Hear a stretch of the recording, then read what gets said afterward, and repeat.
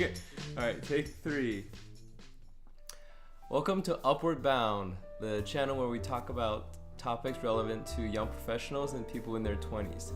So for today's episode of What Do You Do, we have my good friend Rich here, who is a content producer for the local NBC affiliate.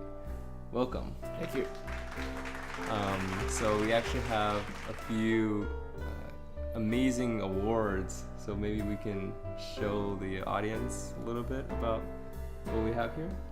So we got 2 awards. This is a local Emmy award for my producing on Art Norman Chicago, which was a segment with Art Norman doing around the town segments, and then received the Peabody Award last year for the Laquan McDonald coverage with Carol Marine, who is the reporter and anchor, and our producer Don Mosley. Wow, this is amazing. So maybe we can start first off with an overview. So say you were to just briefly describe the role of a content producer to someone who has no idea. How would you do that? So a content producer, it's defined in different ways depending on which media you're going towards. For me, in the broadcast industry, content producer is responsible for editing and copy for the on-air copy, and also sometimes shooting in the field. So they're called content producers, and sometimes they're called mixed media journalists. So because they do all of it. What would be, say, a day in the life if someone were to, say, shadow you? What would be some of the people that you interact with, some of the project that you would do throughout the day? So my day starts I work a 10 to 6 shift, and depending on what area I'm editing, whether sometimes I also work on the investigative unit, which is the unit 5, or it used to be unit 5. It's called NBC 5 Investigates. Now in that unit, it comprises of the investigative team as well as the response team. So I could either work on one of those stories, depending on if they have something ready to go, or I work on daily news. Now if I'm working daily news, usually when I come in, I look to see if there's any photos that we get, like mug shots, that I also help with the graphics. So if somebody's picture needs to be put into a specific look that our news graphics look, I put that together and then send it out for the other content producers to work on as well. After that, I'm not as much of a big content writer, so mostly mine at this side, I usually edit more. So depending, we have an 11 o'clock, then after that 4, 5, and 6 newscast.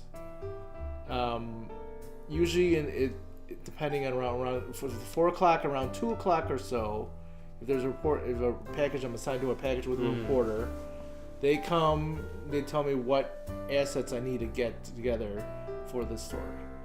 So help me understand, what are assets? Video assets. So whatever pieces of video that need to go along with the story. So what you're trying to do when you're working with for a news story, you're trying to marry the words that they're saying with the video that goes along with it.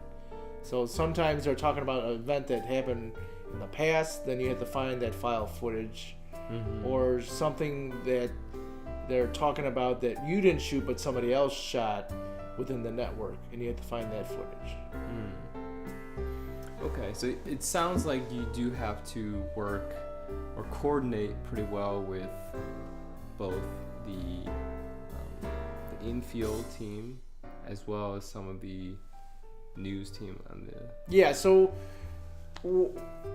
a day, there's a lot of moving parts within a news station. You have the assignment desk, you have show producers, you have photographers, reporters, anchors.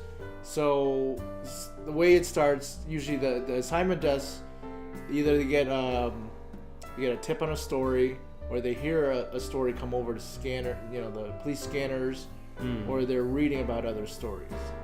So some stories happen maybe like overnight, and they're going to send a crew out for that. Or if they get a event ahead of time that they're promoting, we'll get a press release, and then we'll go cover that. So then the reporter and the photographer go out. They'll do interviews. Sometimes, depending if the photographer has time to edit, they'll edit. If not, they'll bring it back to the station or feed it back to the station, and then edit it with me. Okay. How long have you been in this role? Editing, I've been editing since 1995. Let's talk about that. One of the things that many of the viewers are interested in is just typical career progression. So walk through what it would be like after college, and then what is, say, middle career, and then what is career trajectory in the future. What type of directions could people go from there? So in my case, I'm broadcast media. I went to school for news in particular, and so in college we had 2 courses breakdowns. So you had in-house courses like the news production, and you had field production, where you go out and shoot, and you had to come up with a storyline, and you had to, almost like if you had to make, we had to do you had to make your own show, a 24-minute show with commercial breaks included inside that show. So that way you got both sides of what it, just a taste of what it is, to do in those particular fields. Whereas after I graduated, I got lucky and got an interview at the local affiliate in Rockford, CBS affiliate in Rockford. Oh, okay. And then I was working part-time for them for a while, and finally I got hired full-time as a studio cameraman. What are some of the, starter roles right out of college? You can be a cameraman. You can be, what else can you be? The fields have changed so much since I've been in college. Now they're getting smaller as the years go on, because they're combining more jobs together. Okay. So now a photographer usually has to know how to edit at the same time. An editor, like what I used to be, is now like a content producer. So they want that editor to be able to write and also edit and also shoot if needed be. Oh wow. So the roles are starting to get more compact, and they want people to be able to do many different things. Is there something like after typically an X number of years, then you become associate producer or producer? How does that? That all depends on if there's a job position open, and then if you apply for it and get it. So it depends on whoever the news director that you're working for decides whether or not you should be promoted, or if you want to go after another job. So it all depends on how certain situations work in each newsroom. Okay. So it doesn't matter. I wouldn't say there's like a typical path. Yeah, there's not a typical path. Are there transitions out of the industry? If so, in what directions? Yeah. So I mean, if most of the people that started in news, they can go to other. There's post-production houses. Okay. Yeah. So then those are usually like they work on commercials, or documentaries. So there's a lot of venues still within outside of the news broadcast operations. Okay. So editors, like some editors, they start in news and they'll go out to a post-production house, or the other way around. They started in a post-production house and they came into news, working on certain stories that at the time you didn't know were going to take a life of its own. And in my case, it was the Laquan McDonald story. When I started working on that story with Don and Carol, the only lead we had was we had his picture and we had 2 pieces of footage from that was shot on a stringer, which means a stringer is sort of I can't remember the name of the movie now. It's okay. But basically limited assets.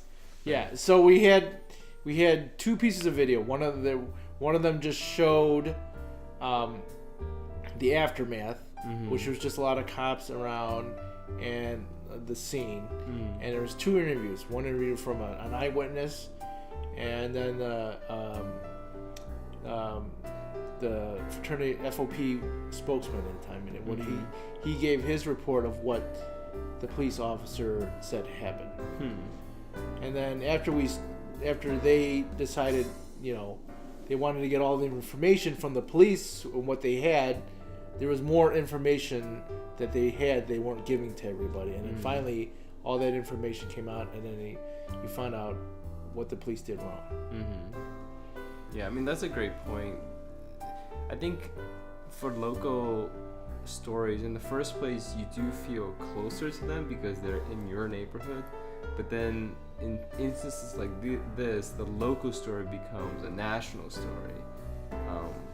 I could see how that could be pretty special. The last thing I'd ask is, what would be some of your words of advice if someone is, say, considering broadcasting or considering, content editing? I guess most of the advice, which I think everybody always says, is, I guess the first one is networking, always networking.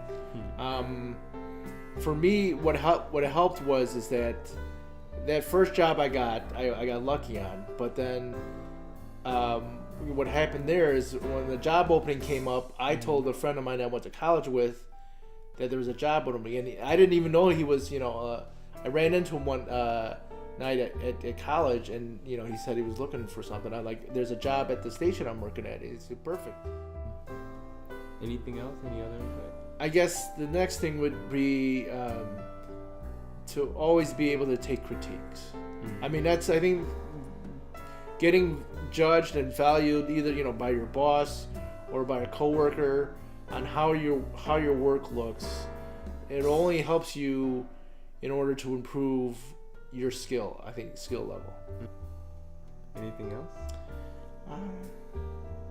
After that, I guess then it's broadcast. I would say, depending on which area you go, even behind the camera or in front of the camera, it's a difficult time right now because, like I said, with digital with digital, most TV stations now, they want that person to do everything, which is a hard thing to do, because for one person to shoot, edit, and write at the same time on deadline is a pretty hard thing to do. Well, I think I've learned a lot. I'm sure our viewers have learned a lot as well. Thank you so much for your time. No problem. Today. If you have questions for Rich, feel free to comment in the area below. But otherwise, thank you again so much for your time, and see you guys next time.